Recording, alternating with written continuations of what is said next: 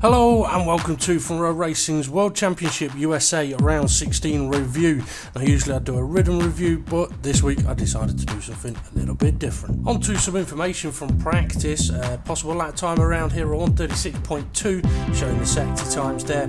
And information from last season's race. Dry qualifying pole position was a 136.813 by Kev 187. Dry race lap time again by Kev at 139.045. Strategy, most drivers 3 stopped, with Jamie James doing a 2 stop and finishing in 6th place. A little bit of extra information for you now. World Championship race winners this season. We've got FRR Racing DP with 4 victories at Australia, Hungary, Spa and Russia. Kev 187's got 3 victories, that's at Italy, Malaysia and Monaco. Temp Fear, he also has 3 victories at Austria, Britain and Singapore. Then Jamie James has 2 victories, that was at Canada and Spain. His teammate over Dyking with a 1 victory from China. Stocky, who no longer races, with 1 victory at Bahrain. And it's Hammer Time with also 1 victory, and that was in Japan.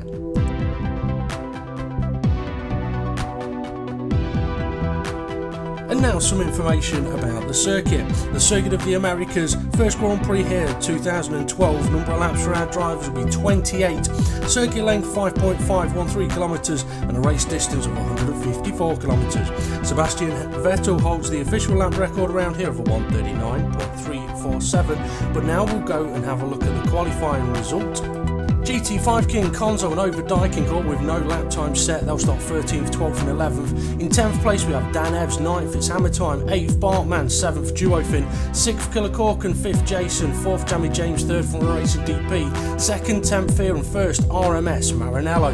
We're going to move straight on to the provisional race result from on the day, and FRR Racing DP took victory, RMS Maranello 2nd place, Temp Fear 3rd place, Jamie James 4th, Over Dyking 5th, Bartman 6th, Konzo 7th, GT5 King 8th, Dan Evs in 9th, Duofin 10th, Jason in 11th, it's Hammer Time in 12th, and Killer Corkin did not finish. But on this view we can see the drivers that got in-game penalties on the day.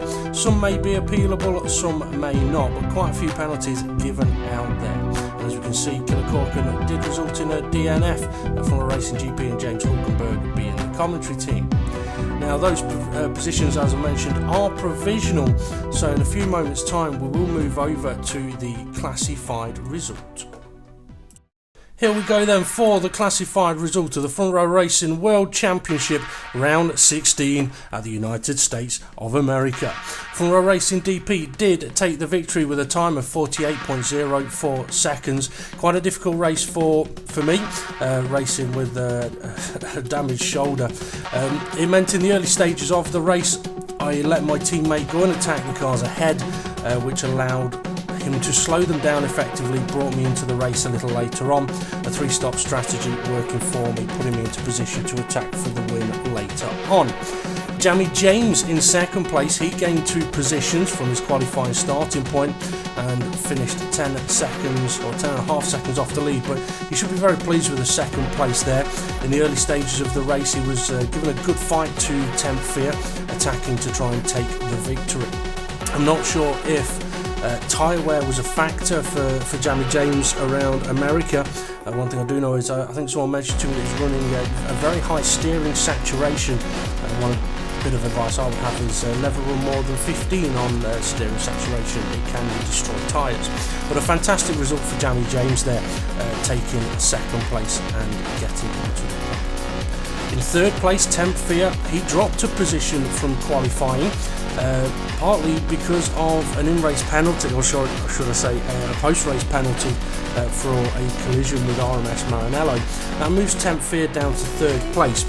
And for Temp Fear, early on it looked like he might run away with the race, to be honest, and then a bit of a challenge came from RMS Maranello and Jamie James, sort of brought him back into the fight, and he never really had any clear track after that from that point until the end of the race.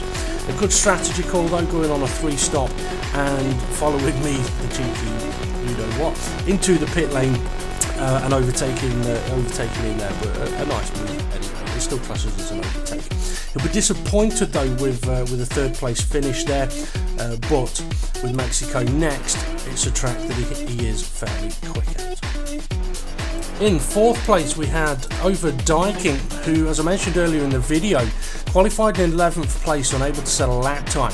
So for him, finishing 4th, gaining 7 places and finishing only just under 15.5 seconds off the lead is a good result for him. Went with the 3-stop strategy, as most of the drivers did, and tried to make it work for him. He did go with the prime tyre on the first stint of the race though, which some will think slowed him down, perhaps didn't pit at the right point. Other people will think, yeah, good point, get it out of the way, but possibly could have gone longer on the option tyres, allowing a bit more of a gain. But anyway, a fantastic result for him, finishing in 4th, gaining those 7 places.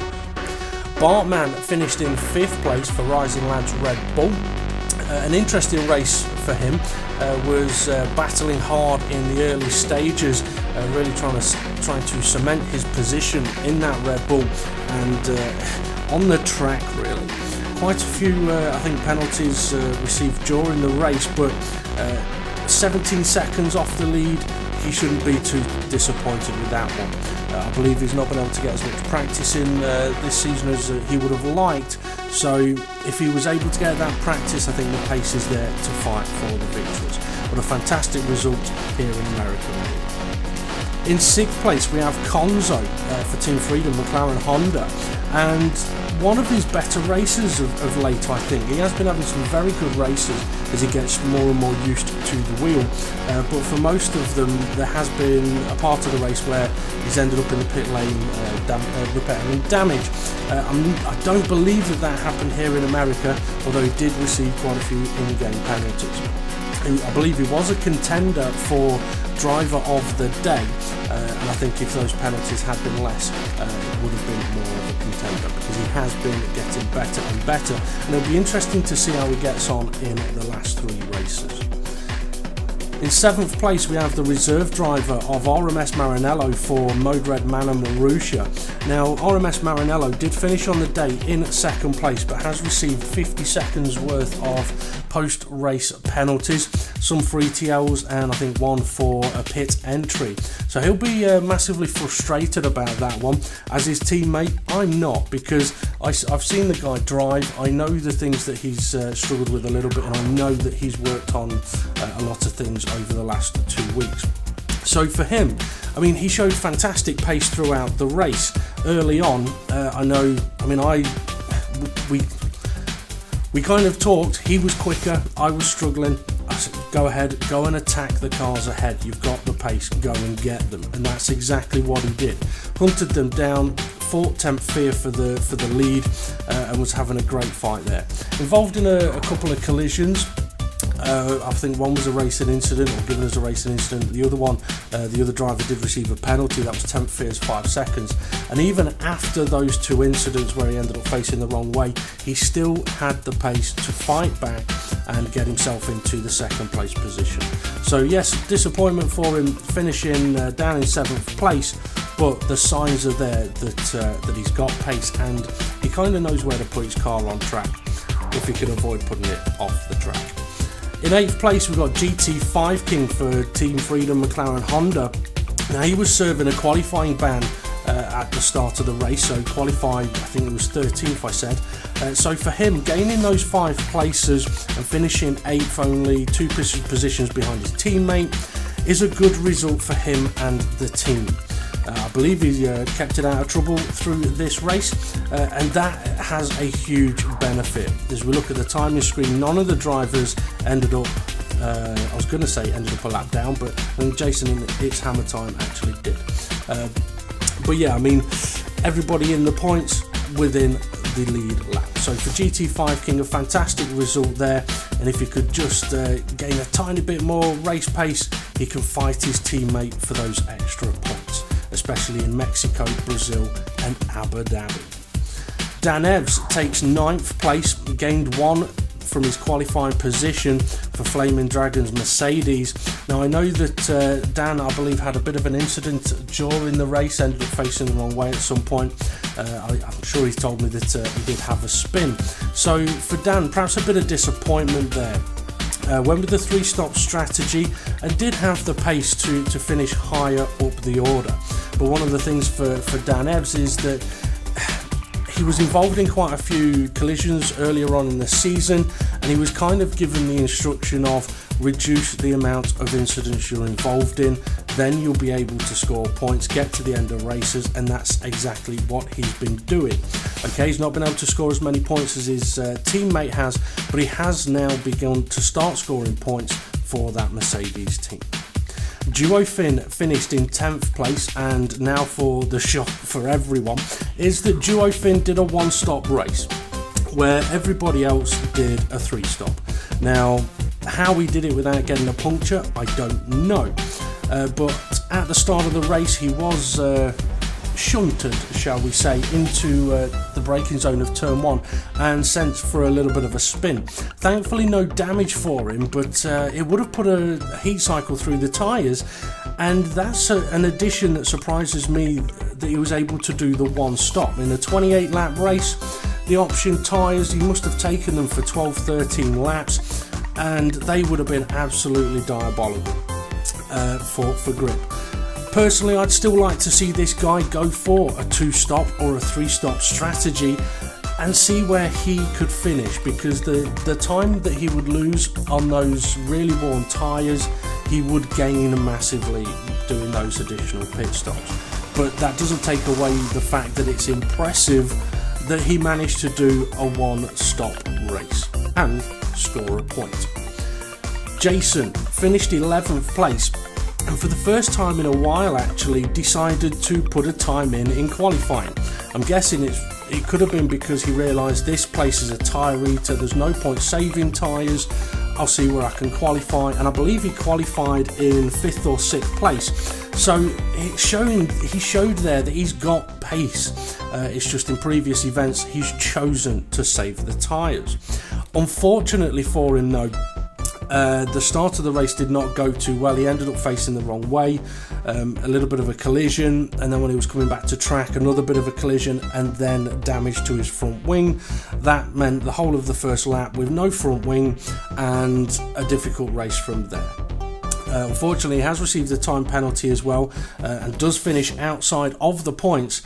But I mean, for Jason, he's probably sat there thinking, I won't qualify for the next few races. But it's one of those things, if he qualifies, he's got the pace to be 4th, 5th, 6th, and get around that first corner, and anything is possible from there. He's definitely a better driver than his results have been shown. It's hammer time. He finished in 12th place, a position behind Jason, another driver that dropped positions from his qualifying starting point. And it was It's Hammer Time that gave Duo Finn a little bit of a spin at the start. Now, I think It's Hammer Time was actually serving a qualifying ban at the start of this race, and I also believe he'll be getting another one for the next race in Mexico. Now, It's Hammer Time has been new to a wheel and has been working on it, and he has admitted that he has made the mistakes in the first couple of corners, and it's something that he is going to need to get used to. He's been given some tips and advice of how to prepare for those situations better. I mean, he's very, very quick on a pad, as his victory in Japan showed, and he will begin to get quicker and quicker on the wheel. I think for him, the season sort of getting to its closing point, it's a good time to be on the wheel, and he'll have some off-season time to really work on his race pace. So finishing 12th, he may be disappointed, but every lap he does is just extra experience. Killer Corkin, he's classified as finishing in 13th place, but he did get a DNF.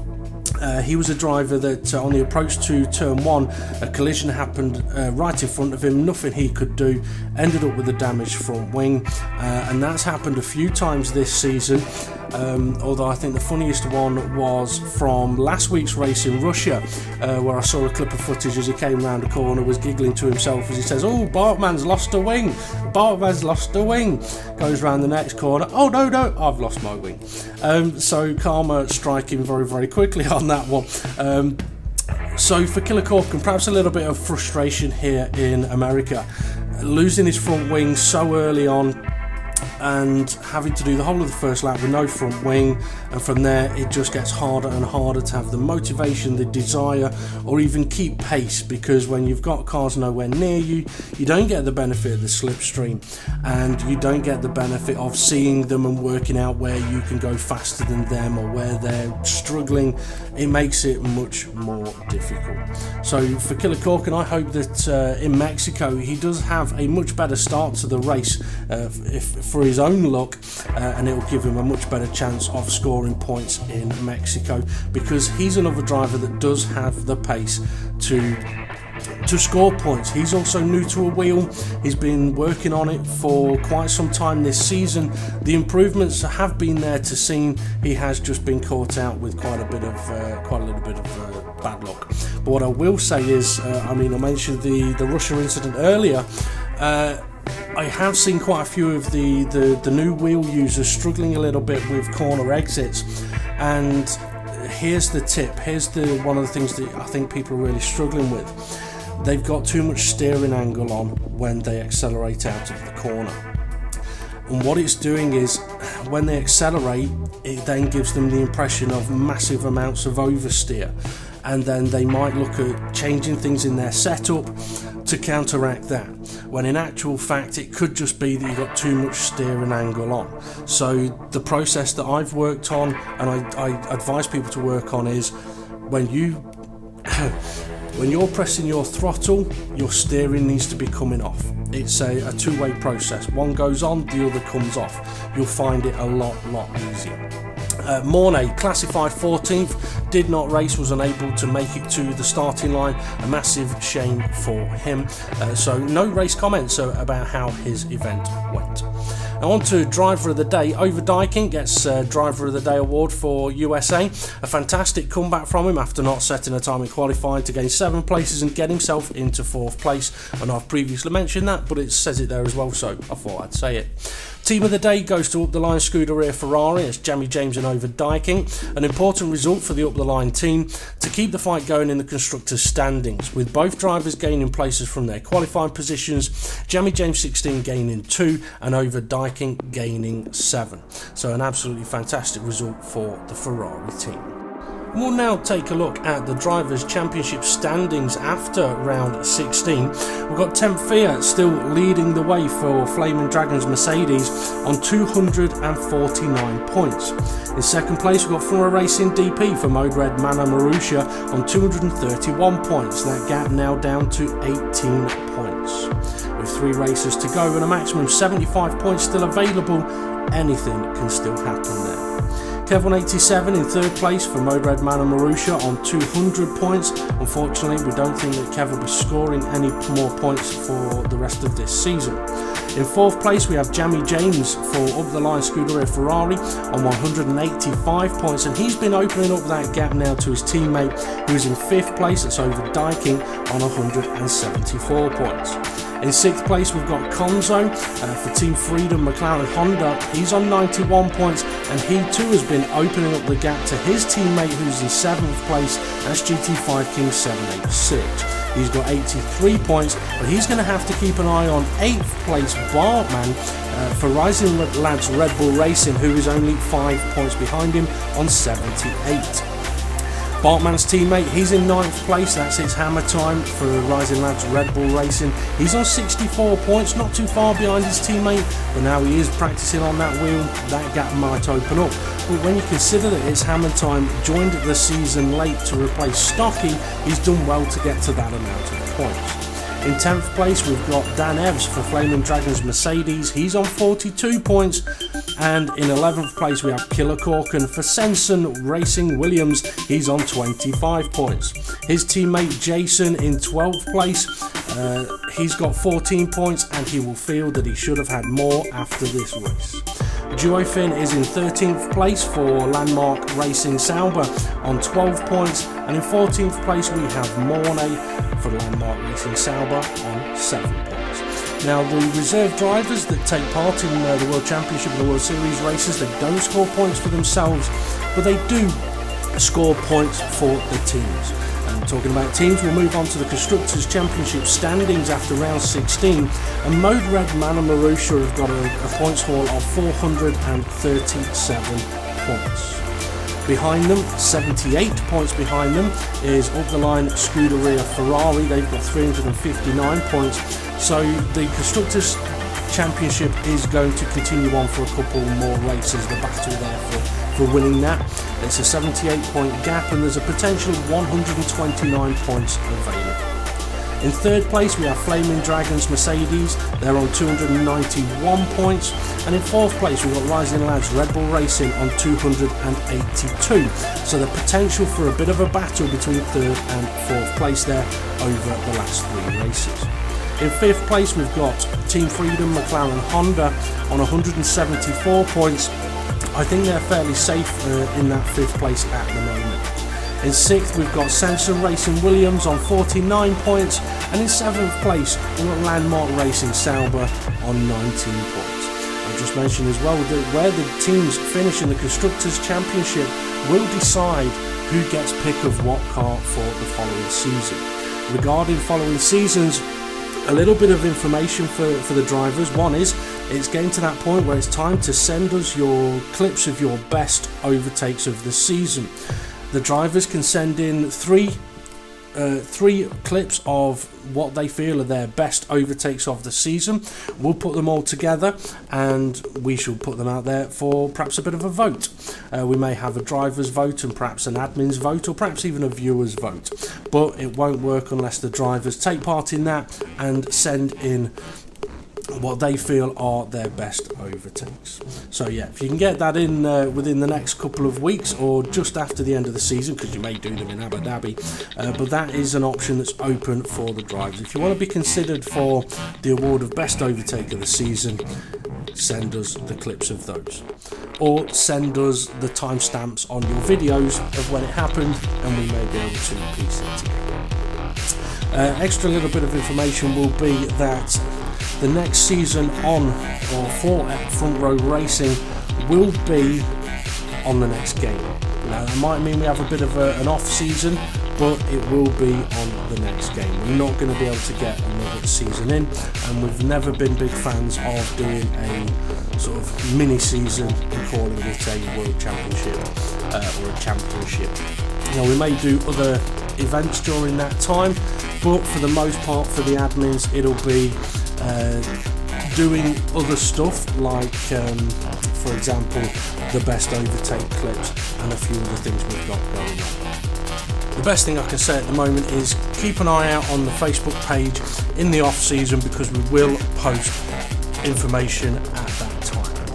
Just to clarify though, just to put the drivers at rest, I wouldn't want the drivers to think that we basically just have done nothing all season and we'll deal with it all at the off season. It doesn't go like that. Stuff that will get sorted at the off season is stuff that has been discussed, worked through. It's all stuff that goes on throughout the whole of the season, but it comes out towards the end of the season and just after. Okay, yeah. Right, that's the end of this new style review then. Obviously there'll be people that will say, oh, you could have done this, you could have done that, you could have done this, but to be honest, I'll put it this way. I woke up today and really didn't fancy sitting there typing a load of stuff out on the computer today. I figured I'd give this a go, and I banged it together in 20 minutes. So yeah, yes, it may have been able to have been a lot better, but it's the first one, it's a tester. It's just to give the guys, the drivers, the viewers and all that kind of stuff an idea of the kind of direction I'd like to take some of the things like the reviews and stuff like that.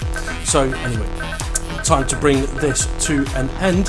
So I have been Front Row Racing DP doing this new style review for the Front Row Racing World Championship round 16 in USA. So it's goodbye from the big guy.